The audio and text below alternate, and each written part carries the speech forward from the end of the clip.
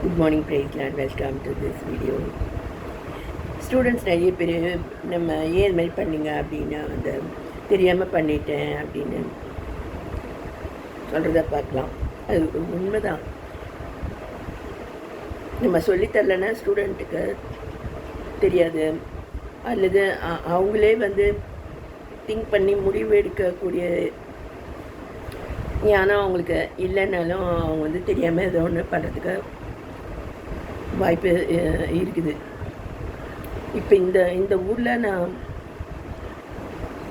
பார்த்தா கற்றுக்கொண்ட காரியங்கள் என்னென்னு பார்த்தீங்கன்னா, இந்த நிறைய பேர் வந்து அதான் சாப்பாட்டுக்கே இல்லாமல் இருப்பாங்க. எங்கள் ஹஸ்பண்டே சொல்லியிருக்காரு, நிறைய பேர் சோத்துக்கே இல்லை, வழி இல்லாமல் இருக்காங்க இந்த ஊரில் அப்படின்னு சொல்லுவார்.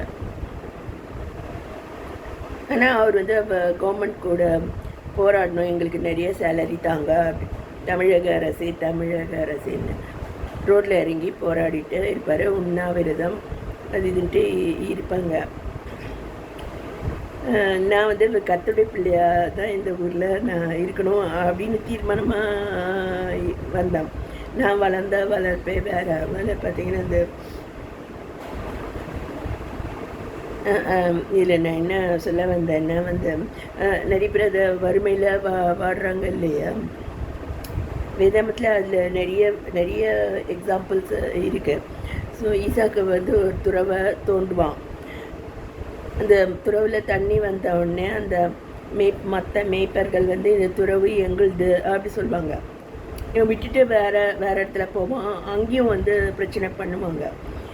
இது போல் தெய்வ பயம் இல்லாத ஒரு ஜனங்கள், அது வந்து அவங்க வந்து கர்த்தருடைய பிள்ளைங்களை இதுமாரி பிரச்சனை பண்ணும்போது கர்த்தருடைய பிள்ளைங்க பொறுமையாகவே அவங்க போகிறாங்க.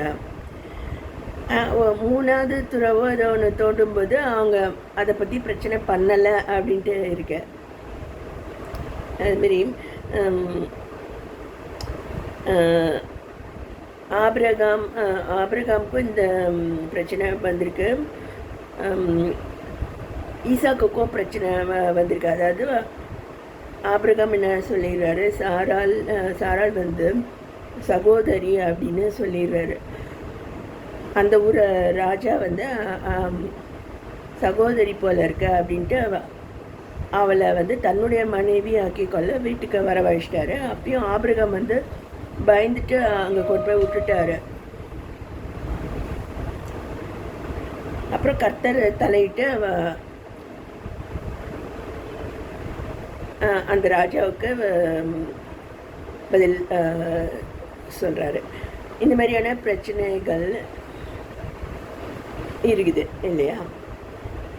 இப்போ வந்து நிறைய தான தர்மங்கள் பண்ணணும் அப்படின்னு நான் போயிருந்தேன் ஒரு இடத்துக்கு. அங்கேருந்து ஒரு சிறு பெண் வந்து உங்கள் வாட்சையும் கழட்டிட்டாங்கக்கா எனக்கு அப்படின்னு சொன்னது. ஸோ இதையும் தாங்க அதையும் தாங்க அப்படின்னா வந்து இந்த வீட்டையே நான் வந்து கொடுத்துட்டு போக வேண்டியதாக இருக்கும். அப்படிதான் எங்கள் வீட்லேயும் வந்து நினைக்கிறாங்க.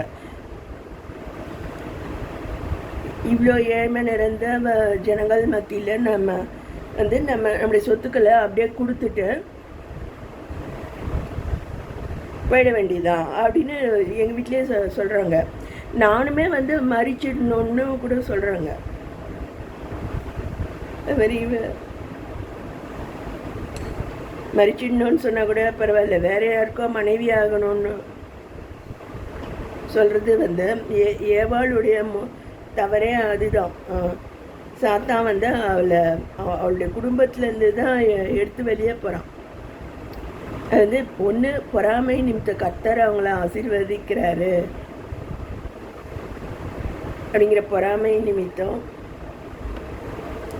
ஸோ ஏவாள் என்ன பண்ணுறா, தன்னுடைய குடும்பத்தை விட்டு சாத்தானோட போகிறா. அதை கர்த்தருடைய பாதுகாப்பை விட்டு வெளியே போகிறாள்ல. ஸோ அதே தவிர நம்ம திரும்ப பண்ணக்கூடாது. தெரியாமல் பண்ணிட்டேன்னு திரும்ப சொல்ல முடியாது. ஏன்னா இவ்வளோ தூரம் கற்பிச்சாச்சு, இவ்வளோ தூரம் கத்தர் போதனையை நமக்கு கொடுத்தாச்சு. திரும்பவும் அதே தவிர நம்ம செய்யக்கூடாது. தெரியாமல் பண்ணிட்டேன்னு நம்ம சொல்ல முடியாது. ஏன்னா இதுக்கப்புறமும் தப்பு பண்ணால் கத்தர் மன்னிக்க மாட்டார். அதுதான் நான் மோட்ச பிரயாணம் அந்த இதில் நான் கற்றுக்கொண்டோம். ஒரு ஸ்டேஜில் அதை நம்முடைய இருதயம் அவ்வளோ கடினமாக ஆகிட்டு நம்ம மனம் திரும்ப வாய்ப்புகள் இருக்காது.